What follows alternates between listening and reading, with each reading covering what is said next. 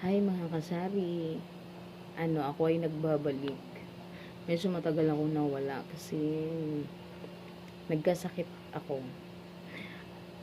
Pero hindi lang nagaling may sakit mo kasi mataba pa rin. Nagkasakit ako mga October 29, mga ganyan. Mga October 28. Dapat ay bakasyon yun, pero malungkot ang bakasyon dahil nasa ospital ako. Pero saglit lang din naman ako kasi mabilis ako naka-recover. Ang sakit ko ay ubod sipon. Uso yun ngayon.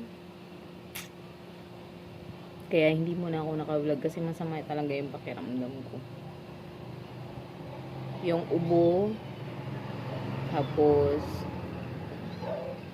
sipo naman di naman ganun ka kaso lang manghihina yung katawan. Sabi ng doktor, uso daw yan ngayon. Kaya sumabay ako sa uso. Pero ngayon ay malakas na ako. Malakas na at nakapagpahinga na din. Mamaya pala, aalis kami. Isasama ko si Tiny sa grocery. Sama ko siya. Para matuto din siya kung paano tumawid. Paano ba mo bakakuan ba? Nang tabok ba?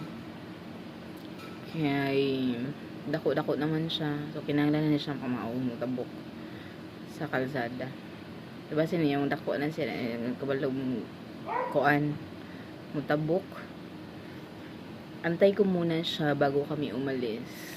Punta kami ng grocery. Kunti lang naman na ordering, bibilihin ko ganyan lang.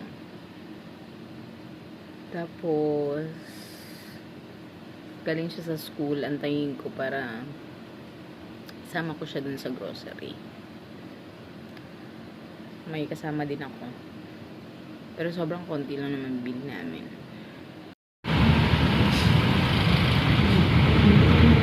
Okay.